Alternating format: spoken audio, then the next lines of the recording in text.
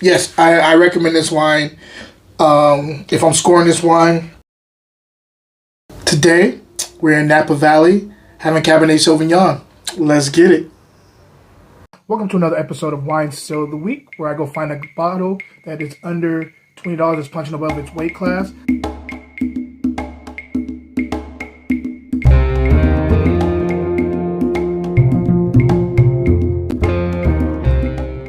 Hey, what up, y'all? It's Friday, so you know it's Wine Still of the Week time. I can't wait to get into this wine with you. Also, if you haven't subscribed to Grapes and Sand newsletter, we are in Publishers Week. A lot of stuff coming your way. I'll talk more about that at the end of this broadcast. But we're here for the wine, so let's get into the wine. Today, we are talking about Cabernet Sauvignon. We're talking about True Oak 2020.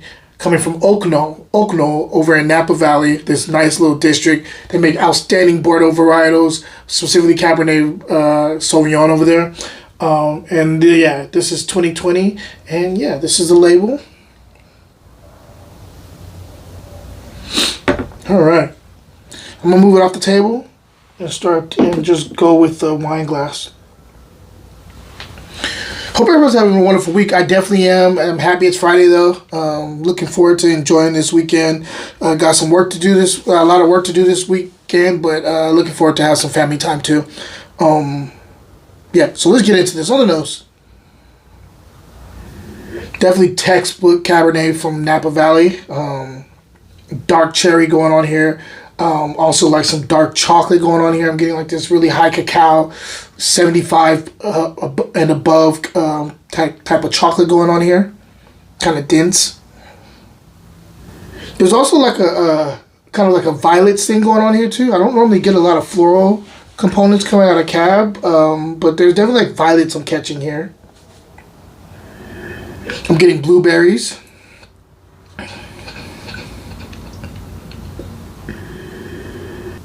I'm getting black plums.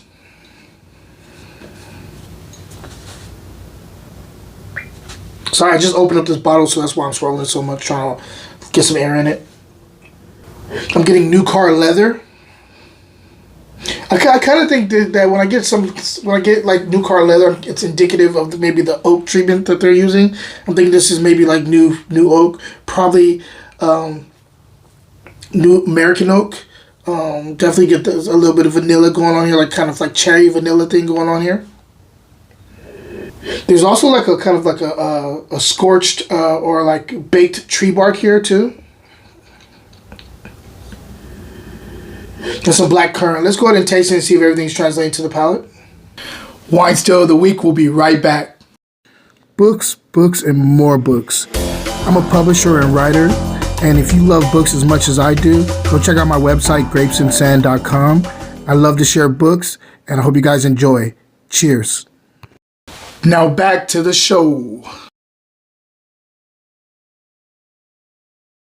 Very nice, very fleshy fruit.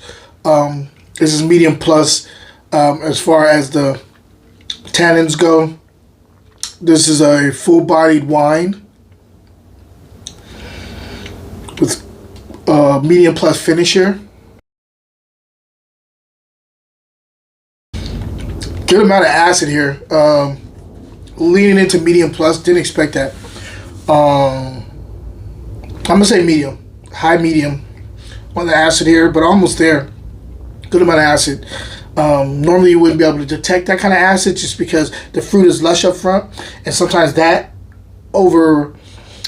that weight up front kind of keeps you away from realizing how much acid is actually elevating the fruit here.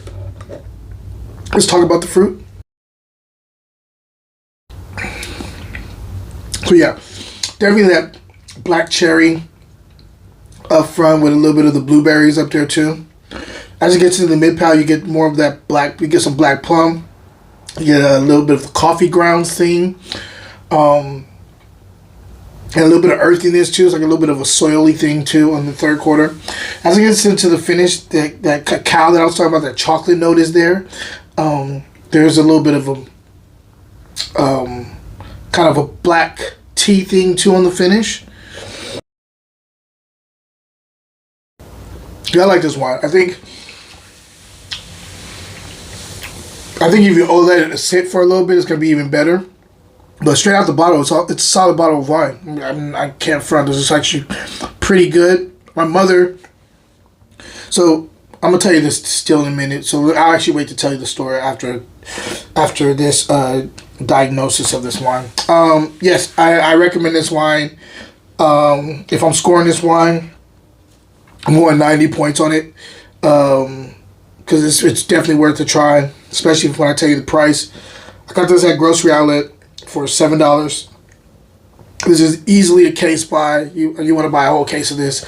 The story here is I told my mom about this one because I had tried it before and I thought it was good. I had the one that was just it was Sonoma and it wasn't Napa and it wasn't Oak Knoll specific district. So it was like Sonoma and that one was I'm sorry, it wasn't Sonoma, it was Napa. So getting something like that with Oak Knoll because I like that district. For $7 is already a steal there. But when you taste the juice here is definitely worth the squeeze. I really, really like this wine. I got this, the seller I got this, I was in Antioch with my mom, and she ended up buying a couple bottles because the seller they had going over there was it was like a Monday through Tuesday sale. And they say you buy one bottle of this True Oak and you get the next one for 1 cent. So we bought a few bottles, to say the least. And she told me she raved about this wine next day when she tasted it. And I was like, oh, I'm going to review it because I do like this wine. And I want to do it on camera and be real critical. So, because normally I'm just drinking with her. I don't really get to taste. And so, yeah, I got to taste. This is a solid bottle of wine. I recommend it, guys. 90 points, easy go, easy pick up, case buy, and enjoy. Yeah. Anyway, newsletter. It is Publishers Week. I got a lot of stuff coming your way. The article's on its way. Be dropping that probably today or tomorrow. The podcast is coming. I will be dropping also an episode from my wine and words of encouragement vlog I was doing, because that is kind of the base of my next book, and so I'm starting to leave little breadcrumbs, let you guys see what I was doing on that, so you guys can see what this book's going to be all about too. Wine and wellness, so stay tuned for that. Question of the day, what's your favorite district in Napa? People talk about Oak Knoll, people talk about Howell Mountain, people talk about Spring Mountain, they talk about Oakville, people talk about Calistoga. There's a lot of different AVAs out there in Napa. And so, yeah, which one is your favorite? Guys, until next time, cheers.